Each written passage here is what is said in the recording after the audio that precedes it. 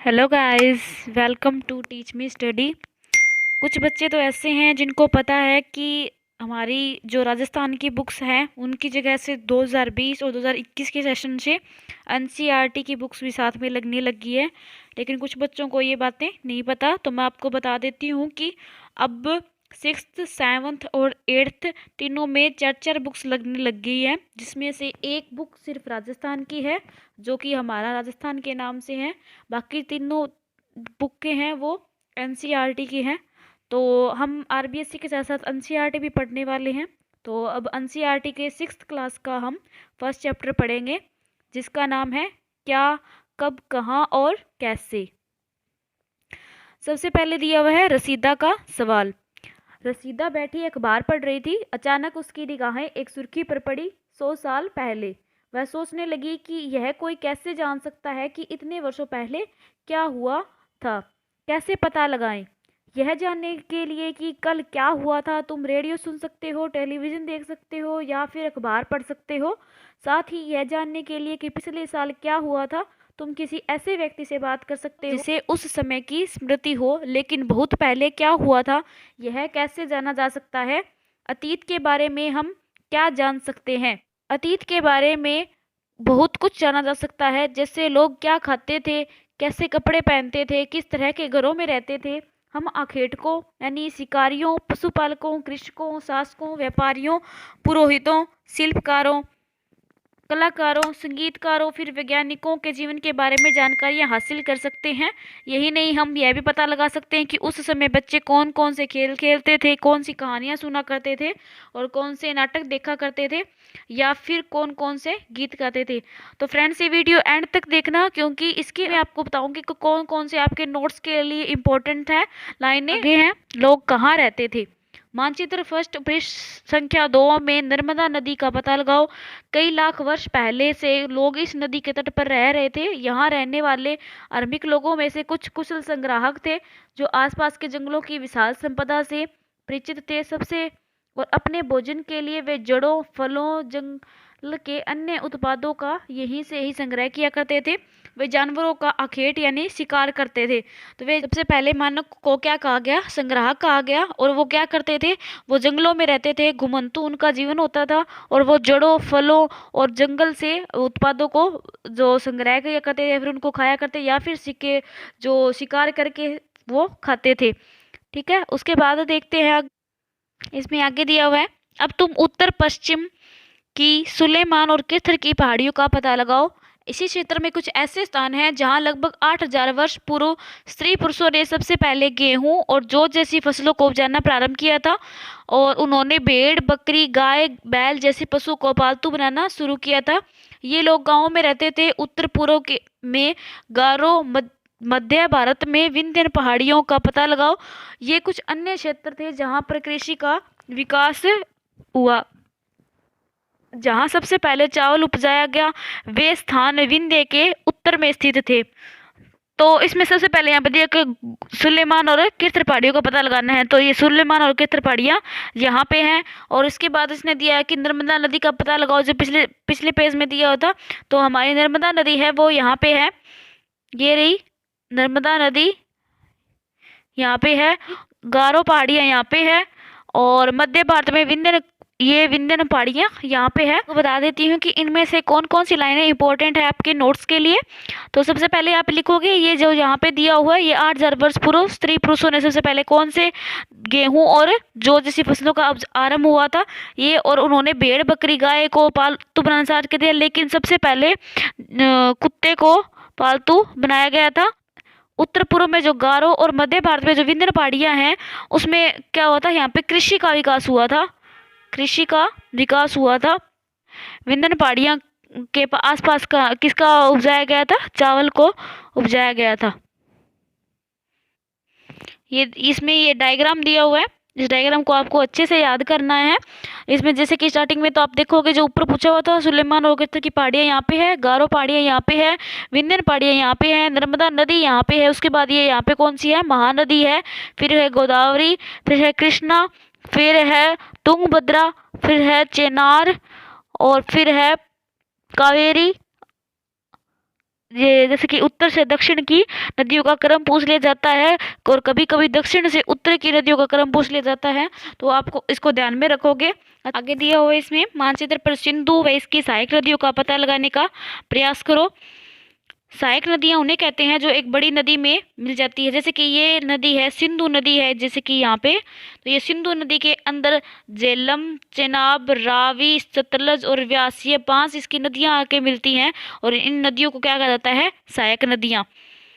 लगभग 4700 वर्ष पूर्व इन नदियों के किनारे कुछ आरंभिक नगर, सबसे पहले नगर का जो आरंभ हुआ था या फिर नगर के आरंभ होने के जो अवशेष मिले हैं वो सबसे पहले सिंधु घाटी सभ्यता के आसपास ही मिले हैं, सिंधु नदी के आसपास ही मिले हैं।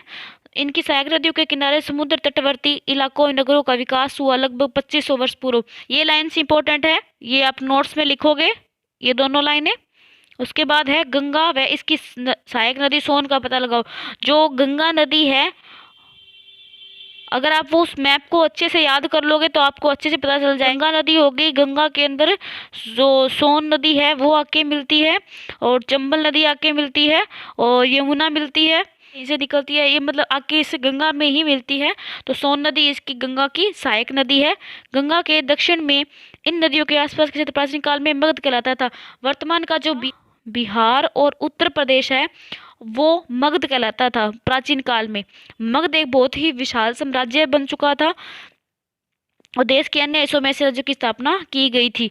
आगे है, लोगों ने सदैव उपमहाद्वीप के एक हिस्से से दूसरे हिस्से तक यात्रा की। कभी कभी हिमालय से उच्च पर्वतों, पहाड़ियों, रेगिस्तान, नदियों तथा समुद्रों के कारण यात्रा जोखिम भरी होती थी, फिर भी ये यात्रा उनके लिए असंभव नहीं थी। कभी कभी लोग काम की तलाश में तो कभी प्राकृतिक आपदाओं के कारण एक स्थान से दूसरे स्थान पर जाया करते थे। कभी कभी सेनाएं दूर क्षेत्रों पर विजय हासिल करने के लिए जाती थी। इसके अतिरिक्त व्यापारी कभी काफिलों में तो कभी जहाजों पर अपने साथ मूल्यवान वस्तुएं लेकर एक स्थान से दूसरे स्थान पर जाते रहते थे। धार्मिक गुरु लोगों को शिक्षा व सलाह देते हुए एक गांव से दूसरे गांव तक, एक कस्बे से दूसरे कस्बे तक जाया करते थे। कुछ लोग नए रोचक स्थानों को खोजने की चाह में उत्सुकतावश भी यात्रा किया करते थे। इन सभी यात्राओं से लोगों को एक दूसरे से विचारों को जानने का अवसर मिला था। इसमें लिखने लायक कोई भी इम्पोर्टेंट चीज नहीं है।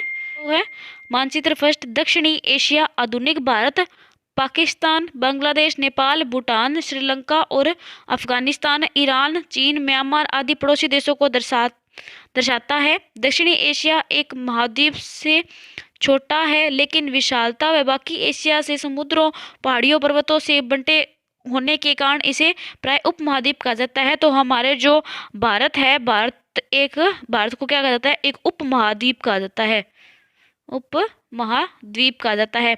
अब आपको अगर इन चीजों को देखना है तो मैं आपको बता, अब ये देखिए जो वहां पे दिया होता, जो ये भारत हो गया, यहाँ से भारत के यहाँ से कौन है, अफगानिस्तान, यहाँ पे है अफगानिस्तान, यहाँ पे पड़ता है पाकिस्तान, ये तो आप सभी को पता होगा। यहाँ पे है नेपाल, यहाँ पे है भूटान, यहाँ पे है बांग्लादेश, यहाँ पे है म्यांमार, ठीक है। तो और यहाँ पे है श्रीलंका, यहाँ पे है लक्षद्वीप, यहाँ पे है मालदीव, यहाँ पे ये है अंडमान और निकोबार। इस प्रकार इन सभी को मिलाकर ही दक्षिणी एशिया नाम इनको दिया गया है। नेक्स्ट में दिया गया है कि आज लोग यात्राएं क्यों करते हैं। एक बार फिर से मानचित्र 1 को देखो। पहाड़ियां, पर्वत, समुद्र इस उपमहाद्वीप की प्राकृतिक सीमा का निर्धारण करते हैं। हालांकि लोगों के लिए इन सीमाओं को पार करना आसान नहीं था। जिन्होंने ऐसा चाहा वे ऐसा कर सके, वे पर्वतों की ऊंचाई को छू सके तथा गहरे समुद्रों को पार कर सके। उपमहाद्वीप के बाहर से कुछ लोग यहाँ आए और यहीं बस गए। लोगों के इस आवागमन ने हमारी सांस्कृतिक परंपराओं को समृद्ध किया। कई सौ वर्षों से लोग पत्थर को तराशने, संगीत रचने और यहाँ तक कि भोजन बनाने के लिए नए तरीकों के बारे में एक दूसरे के विचारों को अपनाते रहे हैं। आगे है देश के नाम। अपने देश के लिए हम प्राय इंडिया शब्द का प्रयोग करते हैं, भारत का प्रयोग करते हैं। इंडिया शब्द इंडस से निकला है जिसे संस्कृत में सिंधु कहा गया है। अपने एटलस में ईरान व यूनान का पता लगाओ। लगभग 2500 वर्ष पूर्व उत्तर पश्चिम की ओर से आने वाले ईरानियों यूनानियों ने सिंधु को हिंदोस अथवा इंदोस, इस नदी के पूर्व में स्थित भूमि प्रदेश को इंडिया कहा और भारत नाम का प्रयोग उत्तर पश्चिम में रहने वाले लोगों के एक समूह के लिए किया जाता था। इस समूह का उल्लेख संस्कृत की आरंभिक लगभग 3500 वर्ष पुरानी कृति ऋग्वेद में इसका उल्लेख मिलता है। जो ये भारत नाम है जो किसी समूह के लिए प्रयोग होता था और बाद में इसको मतलब देश का नाम भी इसके नाम पर ही रख दिया था। अब यहाँ पे दिया है ताड़पत्रों से बनी पांडुलिपि का एक पृष्ठ। यह पांडुलिपि लगभग 1000 वर्ष पहले लिखी गई थी। किताब बनाने के लिए ताड़ के पत्तों को काटकर उनके अलग अलग हिस्सों को एक साथ बांध दिया जाता था। भुर्ज पेड़ की छाल से बनी ऐसी ही एक पांडुलिपि को तुम यहाँ दे सकते हो। यहाँ पे लिखा हुआ अतीत के बारे में कैसे जाने। अतीत की जानकारी हम कई तरह से प्राप्त कर सकते हैं। इसमें एक तरीका अतीत में लिखी गई पुस्तकों को ढूंढना और पढ़ना है। ये पुस्तकें हाथ से लिखी होने के कारण पांडुलिपि कहलाई जाती है और अंग्रेजी में पांडुलिपि के लिए मैन्यूस्क्रिप्ट शब्द का प्रयोग किया जाता है। मैन्यूस्क्रिप्ट शब्द लैटिन शब्द मेनू जिसका अर्थ क्या होता है हाथ से निकला है। ये पांडुलिपि प्राय ताड़पत्रों या हिमालय क्षेत्र में उगने वाले भुर्ज नामक पेड़ की छाल से विशेष तरीके से तैयार भोजपत्र पर लिखी जाती थी। ये इसके लिए क्या कहा जाता था, जो भोज नामक पेड़ होता था वो ज़्यादातर हिमालय यानी ठंडे प्रदेशों में, हिमालय से ठंडे प्रदेशों में ही उगता था। उसकी छाल मतलब जो होती है उसको उतार लिया जाता था, उसकी छाल को अच्छी तरह से पीटा जाता था हथौड़े या किसी और चीज़ की सहायता से और उससे इसे तैयार किया जाता था ताकि उस पर कुछ लिखा जा सके। फिर बाद में उसके ऊपर जो पांडुलिपियों को लिखा जाता था इसलिए ये क्या करते थे ताड़पत्र कहलाए जाते थे। ये जो यहाँ पे आप देख रहे हो ये भी क्या है एक पांडुलिपि है।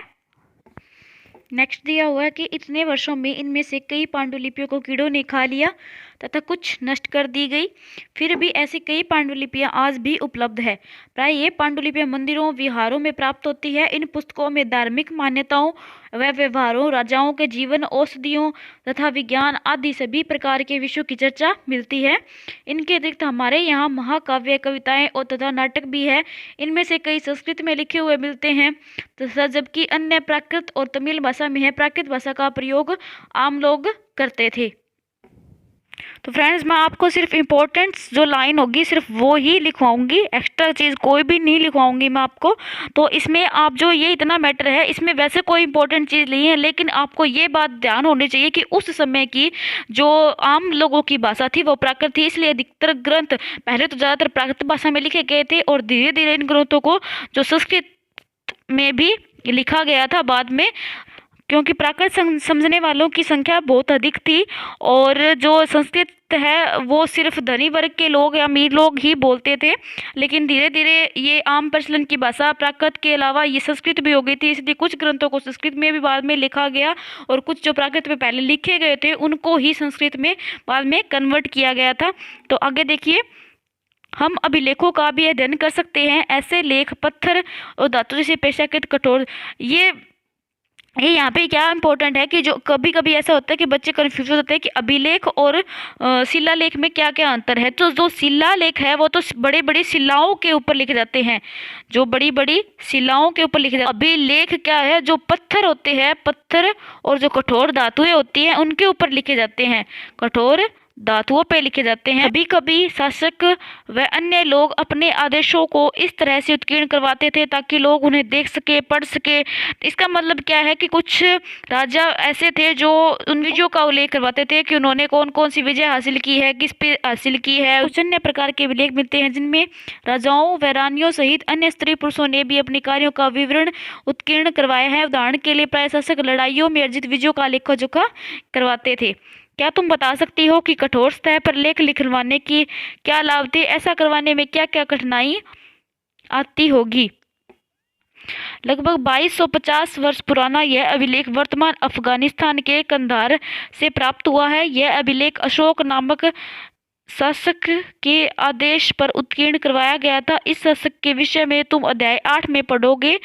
जब हम कुछ लिखते हैं तब हम किसी लिपि का प्रयोग करते हैं। लिपियां अक्षर ध्वनि संकेतों से बनी होती है। जब हम कुछ बोलते अथवा पढ़ते हैं तब हम एक भाषा का प्रयोग करते हैं। यह अभिलेख इस क्षेत्र में प्रयुक्त होने वाली यूनानी और अरामीक नामक दो विभिन्न लिपियों तथा भाषाओं में है। प्रत्येक भाषा की अपनी अपनी लिपि होती है। जैसे कि हमें पता है कि हमारी जो हिंदी भाषा है, हिंदी भाषा की जो लिपि है वो देवनागरी है।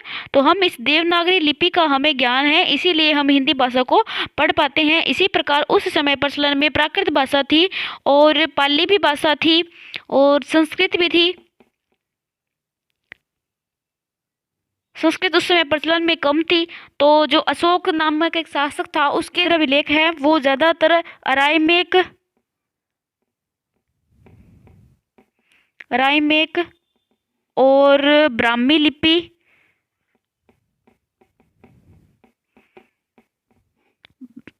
लिपि या फिर यूनानी लिपि में मिलते हैं। ज़्यादातर उनके जो अभिलेख होते थे वो इसी भाषा में लिखे रहते थे, क्योंकि अतिरिक्त अन्य कई वस्तुएं तीर में बनी और प्रयोग में लाई जाती थी। ऐसी वस्तुओं का अध्ययन करने वाला व्यक्ति पुरातत्वविद कहलाता था। पूरा मतलब प्राचीन, तात्विक मतलब तत्व, विद होता है जो विद्वान होता है। पुरातत्वविद पत्थर और ईंट से बनी इमारतों के अवशेषों या चित्रों तथा मूर्तियों का अध्ययन करते हैं। वे औजारों, हथियारों, बर्तनों, आभूषणों तथा सिक्कों की प्राप्ति के लिए छानबीन या तथा खुदाई भी करते हैं। इनमें से कुछ वस्तुएं पत्थर, पक्की मिट्टी, कुछ धातु की बनी हो सकती हैं। ऐसे तत्व कठोर और जल्दी नष्ट न होने वाले होते हैं। जो स्लाइड में दिया हुआ है बाएं एक प्राचीन नगर से प्राप्त पात्र है और इस तरह के पात्रों का प्रयोग 4700 वर्ष पूर्व होता था। दाएं एक पुराना चांदी का सिक्का दिया हुआ है। ये इस तरह के सिक्कों का प्रयोग लगभग 2500 वर्ष पूर्व होता था। हमारे द्वारा आज प्रयोग में आने वाले सिक्कों से यह सिक्का कैसे भिन्न है? पुरातत्वविद जानवरों, चिड़ियों, मछलियों की हड्डियां भी ढूंढते हैं। इससे उन्हें यह जानने में मदद मिलती है कि अतीत में लोग क्या खाते थे। वनस्पतियों के अवशेष से बहुत मुश्किल से बच पाते हैं। यदि अन्न के दाने अथवा लकड़ी के टुकड़े जल जाते हैं तो वे जले हुए रूप में ही बचे रहते हैं। क्या पुरातत्वविद को बहुधा कपड़ों के अवशेष मिलते होंगे? पांडुलिपियों, अभिलेखों, पुरातत्व से ज्ञात जानकारियों के लिए इतिहासकार प्राय स्रोत शब्द का प्रयोग करते हैं। इतिहासकार उन्हें कहते हैं कि जो अतीत का अध्ययन करते हैं। स्रोत से प्राप्त होते ही अतीत के बारे में पढ़ना बहुत रोचक हो जाता है, क्योंकि इन स्रोतों की सहायता से हम धीरे धीरे अतीत का पुनर्निर्माण करते जाते हैं। अतः इतिहासकार, पुरातत्वविद उन जासूसों की तरह है जो इन सभी स्रोतों का प्रयोग सुराग के रूप में कर अतीत को जानने का प्रयास करते हैं। जो इतिहासकार होते हैं वो जैसे कि कोई भी पुरानी जगह का पता चल जाता है, पिल्ली और कालीबंगा, उन स्थलों का पता लगने पर क्या किया गया तो उनकी खुदाई की गई थी। खुदाई में जो उनको अवशेष मिले थे उनको क्या किया कहा गया? स्रोत कहा गया। और इन्हीं स्रोतों की सहायता से उन्होंने ये अध्ययन किया कि लोग मतलब कैसा रहन सहन था उनका, कैसा खाना पीना था, उन सब के बारे में उनको अध्ययन हुआ। और ये सब चीज़ें जो हमें प्राप्त हो कार्बन पद्धति के द्वारा उनका अध्ययन किया जाता है, जिससे हमें पता चलता है कि वो चीज़ें कितनी पुरानी थी और कैसे उन्हें प्रयोग में लाया जाता था। अतीत एक या अनेक। क्या तुमने इस पुस्तक के शीर्षक हमारे अतीत पर ध्यान दिया? यहाँ अतीत शब्द का प्रयोग बहुवचन के रूप में होता है। इस तथ्य की ओर ध्यान दिलाने के लिए किया गया है कि अलग अलग समूह के लोगों के लिए इस अतीत के अलग अलग मायने थे। उदाहरण के लिए पशुपालकों तथा कृषकों का जीवन राजाओं व रानियों के जीवन से तथा व्यापारियों का जीवन शिल्पकारों के जीवन से बहुत भिन्न था। जैसा कि हम आज भी देखते हैं कि उस समय भी देश के अलग अलग हिस्सों में लोग अलग अलग व्यवहारों तथा रीति रिवाजों का पालन करते थे। उदाहरण के लिए आज अंडमान द्वीप के अधिकांश लोग अपना भोजन मछलियां पकड़कर, शिकार करके, फल फूल से संग्रह द्वारा प्राप्त करते होंगे। इसके विपरीत शहरों में रहने वाले लोग खाद्य आपूर्ति के लिए अन्य व्यक्तियों पर निर्भर करते हैं। इस तरह के भेद अतीत में भी विद्यमान थे। इसके अतिरिक्त एक अन्य तरह का भेद है, उस समय शासक अपनी विजयों का लेखा जोखा रखते थे। यही कारण है कि हम उन शासकों तथा उनके द्वारा लड़ी जाने वाले लड़ाइयों के बारे में काफ़ी कुछ जानते हैं, जबकि शिकारी, मछुआरे, संग्राहक, कृषक तथा पशुपालक जैसे आम आदमी प्राय अपने कार्यों का लेखा जोखा नहीं रखते थे। पुरातत्वविद की सहायता से हम उनके जीवन को जानने में मदद मिलती है। हालांकि अभी भी इनके बारे में बहुत कुछ जानना शेष है। इसमें भी लिखने वाला कोई भी इम्पोर्टेंट कोई भी लाइन नहीं है। तिथियों का मतलब ये इम्पोर्टेंट है, ये लिखना ज़रूरी है आपके नोट्स के लिए। इसमें दिया हुआ है कि बीसी क्या होता है और एडी क्या होता है। वो होता है बिफोर क्रास्ट, ठीक है, और ये होता है एनो डोमिनी, ठीक है, जो होता है एडी। संवत और शक संवत जो होते थे वो चलते थे, लेकिन जब से अंग्रेजों का शासन हुआ था उन्होंने जो अपन उनके यहाँ पर जो कैलेंडर होता है उसका प्रयोग करना यहाँ पे शुरू कर दिया था। उनके अनुसार वो अपने तारीख का निर्धारण कैसे करते थे, जो ईसा मसीह के जन्म के दिन से पूर्व की और बाद की, तो इसलिए जो ईसा मसीह का जन्म है उसको 0 माना जाता है यहाँ पे, और उसके बाद जैसे कि पूर्व की तो उसे बीसी बोलते हैं, और जो बाद की जो कथाएं जो घटनाएं थी उनको एडी में लिखते हैं। तो बीसी का यहाँ पे लिखा जाता है ईस्वी पूर्व हिंदी में, और इसको लिखा जाता है सिर्फ ईस्वी, ठीक है। ये इंपॉर्टेंट है, आप ये ध्यान रखोगे, अच्छे से इसको ध्यान रखना है आपको। अब यहाँ पे पढ़ते हैं इसको क्या लिखा हुआ है इसमें। अगर कोई तुमसे तिथि के विषय में पूछे तो तुम शायद उस दिन की तारीख, माह, वर्ष जैसे कि 2000 या इसी तरह का कोई और विशेष वर्ष बताओगी। वर्ष की यह गणना ईसाई धर्म के प्रवर्तक ईसा मसीह के जन्म की तिथि से की जाती है। अतः 2000 वर्ष कहने का तात्पर्य है ईसा मसीह जन्म के 2000 वर्ष के बाद से है। ईसा मसीह के जन्म के पूर्व की सभी तिथियां ईसा पूर्व ईसा से पहले के रूप में जानी जाती है। इस पुस्तक में हम 2000 को अपना आरंभिक बिंदु मानते हुए वर्तमान से पूर्व की तिथियों का उल्लेख करेंगे। अब यहाँ पे देखते हैं क्या लिखा हुआ है, इतिहास और तिथियां। अंग्रेजी में बीसी, हिंदी में ईसा पूर्व का तात्पर्य बिफोर क्राइस्ट, ईसा पूर्व से होता है। कभी कभी तुम तिथियों से पहले एडी हिंदी में लिखा पाती होगी। और एनो डोमिनी नामक 2 लैटिन शब्दों से बना, इसका तात्पर्य ईसा मसीह के जन्म के वर्ष से है। कभी कभी एडी की जगह सीई और बीसी की जगह बीसीई का प्रयोग होता है। सीई अक्षरों का प्रयोग कॉमन एरा और बीसीई का प्रयोग बिफोर कॉमन एरा के लिए होता है। इन शब्दों का प्रयोग इसलिए करते हैं क्योंकि विश्व के अधिकांश देशों में अब इस कैलेंडर का प्रयोग सामान्य हो गया है। भारत में तिथियों के इस रूप का प्रयोग लगभग 200 वर्ष पूर्व आरंभ हुआ था। कभी कभी अंग्रेजी के बीपी अक्षरों का प्रयोग होता है, इसका तात्पर्य होता है बिफोर प्रेजेंट, वर्तमान से पहले। पृष्ठ 3 पर 2 तिथियां उनका पता लगाओ, इसलिए तुम इस किस अक्षर का समूह का प्रयोग करोगी। अन्यत्र, जैसा कि हमने पहले पढ़ा, अभिलेख कठोर स्तरों पर उत्कीर्ण करवाए जाते हैं। इनमें से कई अभिलेख कई 100 वर्ष पूर्व लिखे गए थे। सभी अभिलेखों में लिपियों और भाषाओं का प्रयोग हुआ है। समय के साथ साथ अभिलेखों में प्रयुक्त भाषाओं तथा लिपियों में बहुत बदलाव आ चुका है। विद्वान यह कैसे जान पाते हैं कि क्या लिखा था, इसका पता अज्ञात लिपि का अर्थ निकालने की एक प्रक्रिया द्वारा लगाया जा सकता है। इस प्रकार से अज्ञात लिपि को जानने की एक प्रसिद्ध कहानी उत्तरी अफ्रीका देश मिस्र से मिलती है। लगभग 5000 वर्ष पूर्व यहाँ राजा रानी रहते थे। ये कुछ अभिलेख हैं जो उत्तीर्ण करवाए गए थे कठोर स्तरों पे ऊपर। ये कहाँ पे मिले हैं? अफ्रीका के मिस्र में मिले हैं।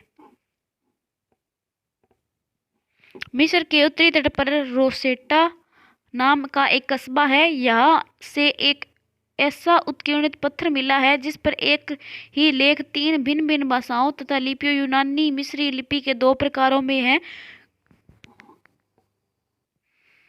कुछ विद्वान यूनानी भाषा पढ़ सकते थे। उन्होंने बताया कि यहाँ राजाओं व रानियों के नाम व एक छोटे से फ्रेम में दिखाए गए हैं।